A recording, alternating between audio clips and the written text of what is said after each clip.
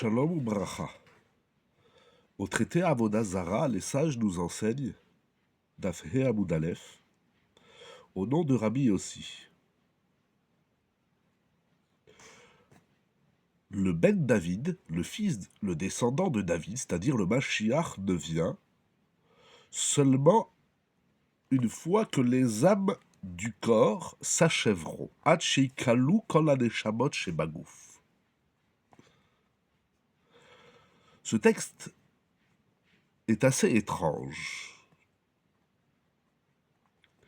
Pour comprendre ce texte, Rabbi Yitzhak Abrabanel va choisir de l'expliquer selon les enseignements de la Kabbalah.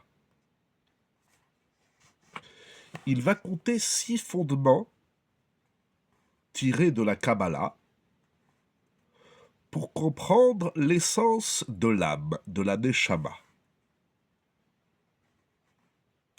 Premier fondement, l'âme, intelligible, est un élément spirituel complètement séparé de la matière, qui ne dépend pas du tout du corps, qui ne dépend pas du tout d'un élément matériel, physique. C'est la raison pour laquelle, qu'une fois le corps a achevé sa mission dans ce monde, le corps s'éteint, mais l'âme ne disparaît pas. Comme il est dit dans Kohelet, Ve'aruach tashuv el ha'elokim asher netana. Le ruach, l'âme, retourne vers Dieu, qui est lui, celui qui nous l'a donné. Le deuxième yesod, le deuxième fondement.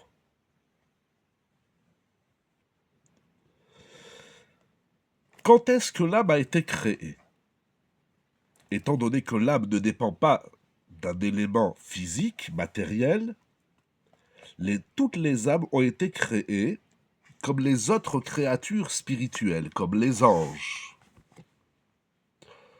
Ainsi qu'il est dit dans Isaïe, chapitre 57, Ki ruach minefanai ya'atov veneshamot ani asiti. C'est Dieu qui a créé les âmes.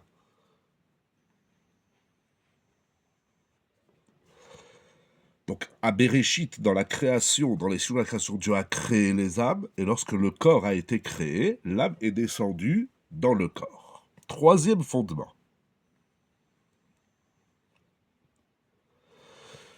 Lorsque Dieu a créé toutes les âmes ont été créées à Bereshit.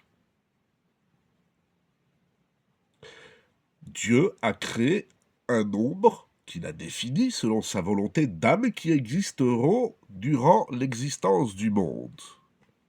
Quatrième fondement. La réincarnation, le Gilgul des âmes. Dieu a créé un nombre défini d'âmes, mais il y a des âmes qui reviennent plusieurs fois dans différents corps. Si c'est pour la correction de l'âme, l'expiation des fautes, ou pour permettre de nouvelles actions qui vont conduire l'âme à sa perfection.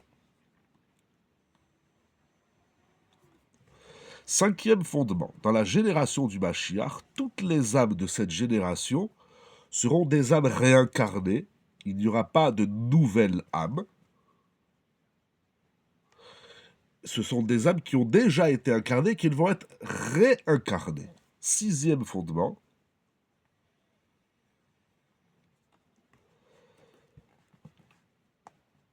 le retour, le rassemblement des exilés se rapproche de la résurrection des morts. Lorsque les exilés seront rassemblés, les morts ressusciteront et les âmes reviendront dans les corps. Nous dit Rabbi Yitzhak Abrabanel. C'est ça le sens de l'enseignement de Rabbi Yossi. Toutes les âmes de la création, des 6 jours de la création, vont prendre le temps qu'il faut pour animer le monde, mais une fois que toutes les âmes tout le package des âmes a été accompli, il n'y aura plus de nouvelles âmes,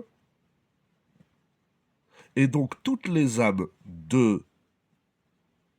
qui seront réincarnées reviendront dans les corps. Il va rapporter également l'enseignement du Midrash et du Sefer Abaïr.